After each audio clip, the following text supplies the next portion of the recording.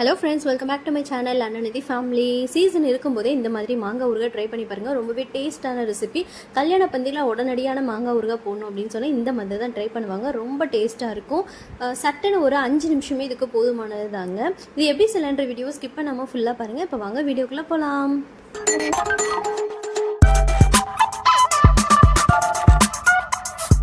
இந்த மாங்காய் ஊறுகாய்க்கு நம்ம யூஸ்வலாகவே ஊறுகாய்னாலே கடுகு வெந்தயம் போட்டு பவுடர் ரெடி பண்ணுவோம்ல, அந்த பவுடர் கண்டிப்பாக போடணுங்க. அது 3/4 டீஸ்பூன் அது போடணும்.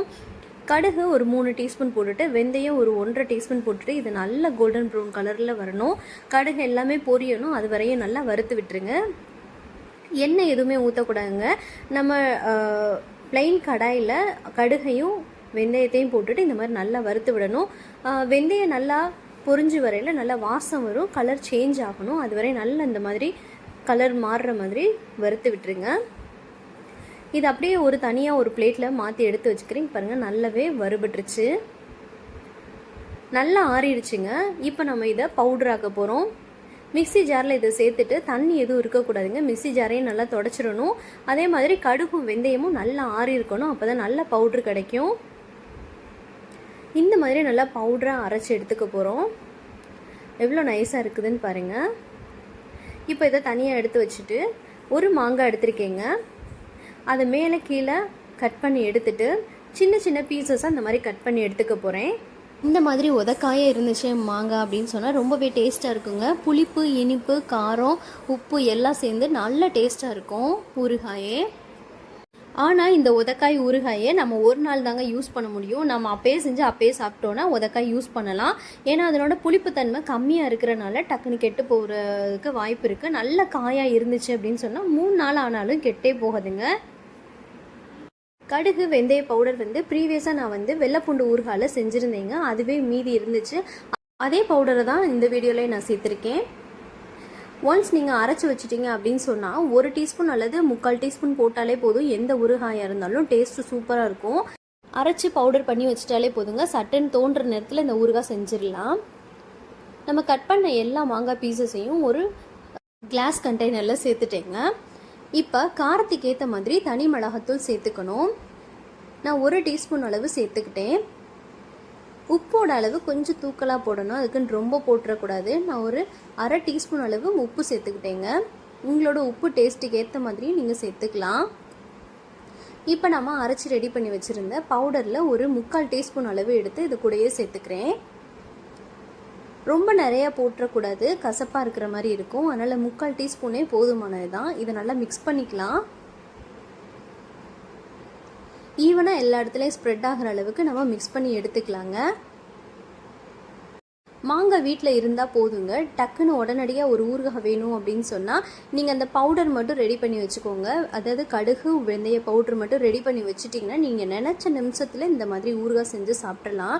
டேஸ்ட்டு சூப்பராக இருக்கும். நல்லா ஈவனாக மிக்ஸ் பண்ணியாச்சுங்க. காரமும் உங்களுக்கு ஏற்ற மாதிரி போட்டுக்கோங்க. தூக்கலாக வேணும்னா தூக்கலாக போட்டுக்கலாம். குழந்தைங்களுக்கு கொடுக்குறதா இருந்தால் கம்மியாக கூட போட்டுக்கலாம். இப்போ கடாயை அடுப்பில் வச்சுட்டு கடுகு 1/4 டீஸ்பூன் நல்லெண்ணெயில் தாங்க இதை தாளித்து விடணும். நம்ம நல்லெண்ணெயில் தான் ஊறுகாய்க்கு ஊற்ற போகிறோம். அதனால் 2 டேபிள் ஸ்பூன் அளவு நல்லெண்ணெய் சேர்த்துட்டு கடுகு அப்புறம் கருவேப்பிலை போட்டுட்டு தேவைப்பட்டால் உங்களுக்கு விருப்பம் இருந்தால் பெருங்காயத்தூள் 1/4 டீஸ்பூன் சேர்த்துக்கலாம். நல்லா பொரிஞ்சதும் நம்ம ரெடி பண்ணி வச்சுருந்த ஊறுகாயில் இந்த எண்ணெயை கொட்டிடணுங்க. அவ்வளோதாங்க, மாங்காய் ஊறுகாய்க்கான ப்ராசஸே முடிஞ்சு போச்சு. இதை நல்லா மிக்ஸ் பண்ணிடணும். எண்ணெய் எல்லா இடத்துலையும் படுற மாதிரி நல்லா ஈவனாக மிக்ஸ் பண்ணிக்கலாம். கல்யாண பந்தியிலலாம் டக்குன்னு ஊறுகாய் ரெசிபி போடணும் அப்படின்னு சொன்னால் இந்த ஊறுகாய் தாங்க ட்ரை பண்ணுவாங்க. இந்த ரெசிபியை உங்கள் வீட்டிலே செஞ்சு பார்த்துட்டு எப்படி இருக்குது டேஸ்ட் அப்படின்றத எனக்கு கண்டிப்பாக கமெண்ட் பண்ணுங்கள். இது நல்லா மிக்ஸ் பண்ணி ட்ரை கண்டெய்னர், இந்த மாதிரி கிளாஸ் கண்டெய்னர், இந்த மாதிரி ஏதாவது ஒரு கண்டெய்னரில் நீங்கள் ஸ்டோர் பண்ணி வச்சுக்கலாம். நம்ம அன்னநிதி ஃபேமிலி சேனலில் நீங்கள் இப்போ தான் ஃபஸ்ட் டைம் பார்க்குறீங்கன்னா சப்ஸ்கிரைப் பண்ணிடுங்க. பக்கத்தில் பெல் பட்டன் வரும், அதையும் தட்டிட்டு அதில் ஆளை செலக்ட் பண்ணிக்கோங்க. அப்போ தான் நான் போடுற வீடியோஸ் நோட்டிஃபிகேஷனாக வரும். ஈஸியாக என்னோடய வீடியோஸை நீங்கள் பார்த்துக்கலாம். அவ்வளோதாங்க. இப்போ பாருங்கள், எடுத்து காமிக்கிறேன். இதனோட லுக்கே எவ்வளோ அட்டகாசமாக இருக்குன்ட்டு. சூப்பராக இருந்துச்சுங்க. காரம், புளிப்பு, உப்பு எல்லாமே இருக்கிறனால டேஸ்ட் அல்டிமேட்டாக இருந்துச்சு. எங்கள் வீட்டில் எல்லாத்துக்குமே இந்த ரெசிபி ரொம்ப பிடிச்சிருந்துச்சுங்க. டேஸ்ட்டே செம்மையாக இருந்துச்சு. இந்த கல்யாண பந்தியில் செய்யக்கூடிய மாங்காய் ஊறுகாய் ரெசிபியை உங்கள் வீட்டிலையும் செஞ்சு பார்த்துட்டு எப்படி இருக்குன்னு எனக்கு கண்டிப்பாக கமெண்ட் பண்ணுங்கள். நம்ம அன்னநிதி ஃபேமிலி சேனலை நீங்கள் இப்போ தான் ஃபஸ்ட் டைம் பார்க்குறீங்க அப்படின்னு சொன்னால் மறக்காமல் சப்ஸ்கிரைப் பண்ணிவிட்டு பக்கத்துலேயே பெல் பட்டன் வரும், அதையும் தட்டிட்டு அதில் ஆளை செலக்ட் பண்ணிக்கோங்க.